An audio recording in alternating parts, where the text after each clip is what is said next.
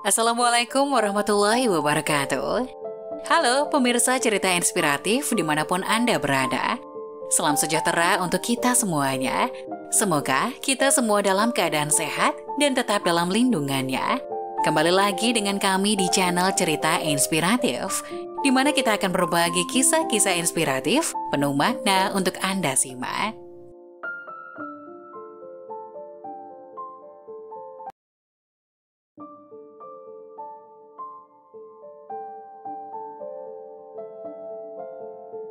Mama mertuaku menemaniku periksa USG, tapi tak disangka mama yang katanya tak enak badan juga hamil. Setelah tahu ayah anaknya, aku tak berani bilang sama suami.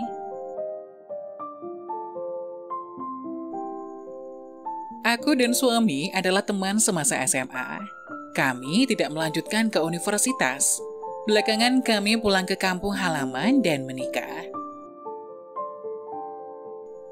Kami berdua sama-sama mengelola sebuah toko kelontong, dan usaha kami pun lumayan bagus. Mamaku meninggal agak awal.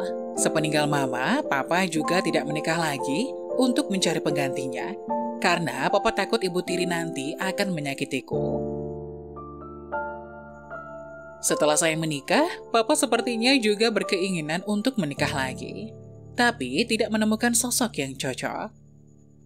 Aku tahu persis, papa sedih karena tidak punya anak laki-laki. Usia papa sekarang sekitar 50 tahunan, tidak tua-tua amat. Dan kebetulan, suami saya juga berasal dari keluarga tunggal. Setelah papa mamanya bercerai, suami saya tinggal bersama mamanya. Setelah kami menikah, jadi otomatis mamanya atau mertuaku tinggal bersama kami.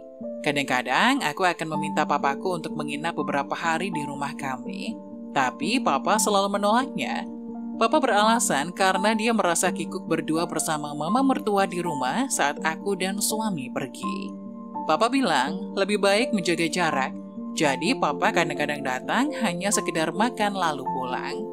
Seorang tetangga pernah bercerita, papa dan mama mertuaku terlihat sangat serasi. Aku sendiri juga setengah bercanda pernah menyinggung hal ini, tapi papa selalu menolaknya dengan berbagai alasan. Malah menegur aku agar jangan sembarangan bicara. Mana boleh sih bercanda dengan hal gituan, gumamku dalam hati. Tapi aku benar-benar tidak bisa memastikan isi hati papa. Di bibirnya selalu bilang tidak, tapi tak sangka tindakannya begitu cepat. Beberapa waktu lalu, saat kami ke rumah sakit untuk periksa, aku dinyatakan positif hamil. Mama mertua yang menemaniku bilang ia juga merasa tidak enak badan. Sekalian mau periksa juga. Tak disangka hasil pemeriksaan membuat aku tercengang.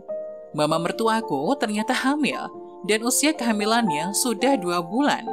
Jauh lebih lama dari usia kehamilanku. Mama mertua tampak tersipu malu menundukkan kepalanya, tidak berani memandangku. Dan dia bilang akan menggugurkannya nanti. Mendengar itu, aku cepat-cepat menyarankan pada mertuaku sebaiknya diskusikan dulu dengan keluarga.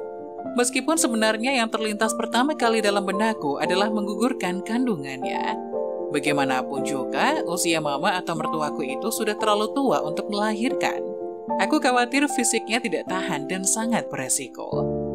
Selain itu juga akan menjadi pergunjingan tetangga.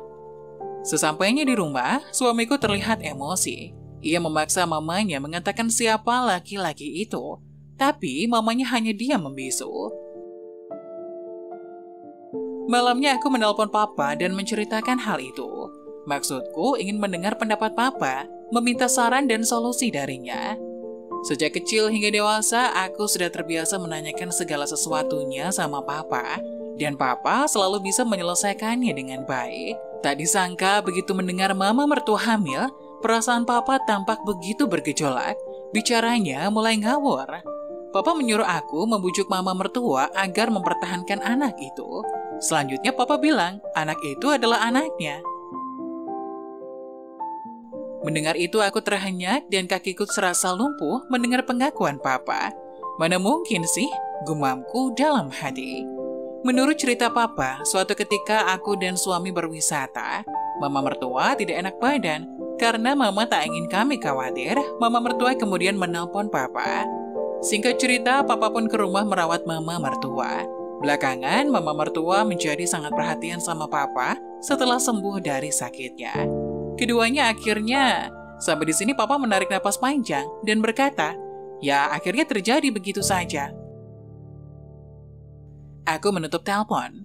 Pikiranku benar-benar kalut.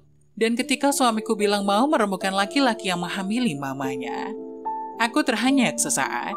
Bagaimana kalau suamiku tahu laki-laki itu adalah papaku? Pasti akan terjadi perang keluarga yang tak terhindarkan.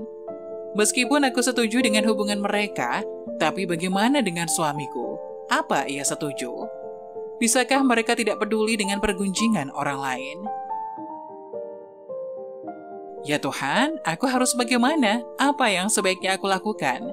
Jika papa dan mama mertua itu saling mencintai, dan meskipun agak janggal, tapi apa salahnya kalau memang itu demi kebahagiaan mereka? Tapi jika kita sendiri yang mengalaminya, sikap kita mungkin tidak sama. Coba renungkan sejenak, apa yang sebaiknya kamu lakukan seandainya tokoh dalam cerita tadi adalah kamu sendiri?